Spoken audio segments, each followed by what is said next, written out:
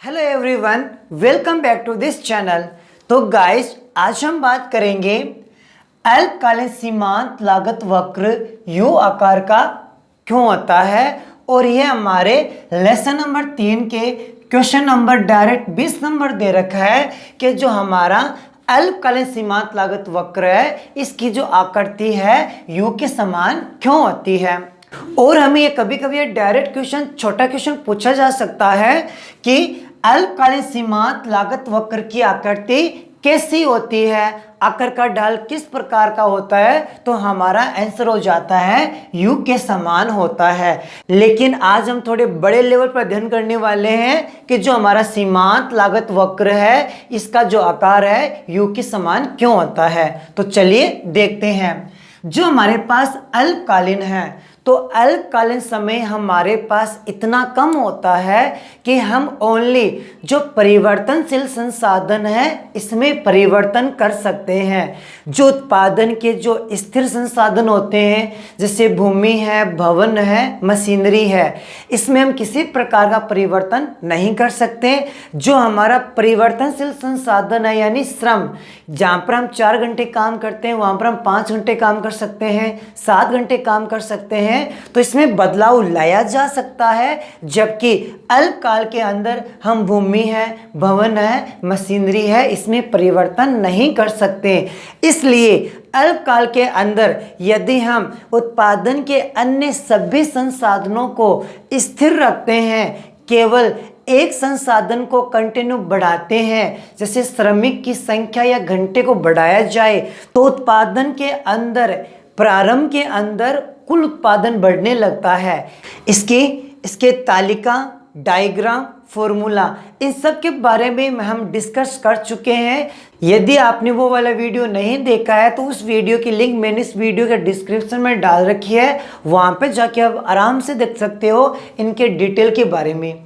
तो चलिए आज हम बात कर लेते हैं कि सीमांत लागत वक्र यू आकार का क्यों होता है। तो अल्पकालीन सीमांत लागत यानी हमारा एमसी वक्र यानी मार्जिनल कॉस्ट जो वक्र है यू आकार का होता है, क्योंकि उत्पादन की मात्रा प्रारंभ में बढ़ाने पर सीमांत लागत में कमी आती है। प्रारंभ के अंदर यदि कंटिन्यू उत्पादन की मात्रा बढ़ाई जाती है, सारे संसाधन को स्थिर रखा जाता है, केवल श्रमिक की मात्रा को बढ़ाया जाता है, यानी श्रम की मात्रा को बढ़ाया जाता है, तो सीमांत जो लागत है प्रारंभ में कम होती है।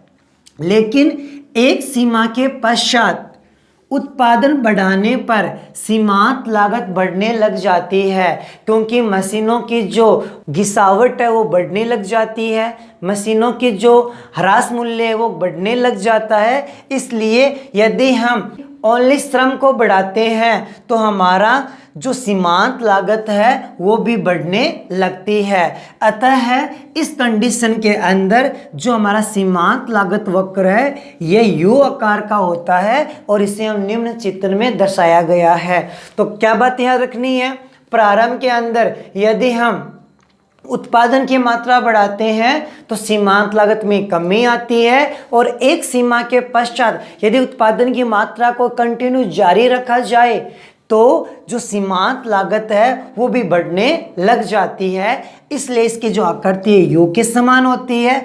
आइए इसे हम एक डायग्राम के द्वारा अच्छे से समझते हैं। मैंने ओ अक्ष पर निर्गत यानी उत्पादन की मात्रा को दर्शाया है, ओ वाई पर हमने लागत को दर्शाया है। अभी हमने कहा है जैसे जैसे उत्पादन की मात्रा बढ़ाई जाती है सीमांत लागत में क्या आती है, कमी। एक निश्चित सीमा के पश्चात यदि उत्पादन को कंटिन्यू जारी रखा जाए तो जो हमारी सीमांत लागत है वो वापस क्या हो जाती है, बढ़ने लग जाती है। इस प्रकार ये जो आकृति है यू के समान बनती है। ये हमारा क्या कहलाएगा, SMC, शॉर्ट टाइम सीमांत लागत वक्र। तो जो सीमांत लागत वक्र है प्रारंभ के अंदर कंटिन्यू गिरेगा और एक सीमा के पश्चात यदि उत्पादन को हम जारी रखेंगे वापस जो सीमांत लागत वक्र है ये कंटिन्यू ऊपर की तरफ बढ़ने लग जाता है। तो ये हमारा कहलाता है अल्पकालीन सीमांत लागत वक्र, जो आपको यू आकार के समान दिखाई देता है। यहाँ तक उत्पादन करेंगे तो कंटिन्यू जो सीमांत लागत कंटिन्यू कम होती जाएगी। इसके बाद उत्पादन करेंगे तो सीमांत लागत वक्र ऊपर की तरफ बढ़ने लगता है। यदि इसके बारे में फुल डिटेल से पढ़ना चाहते हो तो मैंने इसकी फुल डिटेल की वीडियो बना रखी है, जिसके अंदर हमने इसकी परिभाषा, इसके तालिका, इसकी जो फॉर्मूले हैं इनके बारे में डिस्कस किया है, जिसकी लिंक मैंने इस वीडियो के डिस्क्रिप्शन में डाल रखी है। वहां पे जाके आप इसको डिटेल से देख सकते हो। अभी हमने इतना ही डिस्कस किया है कि जो अल्पकालीन सीमांत लागत वक्र है ये यू आकार का क्यों होता है या फिर इसकी आकृति किस प्रकार की होती है।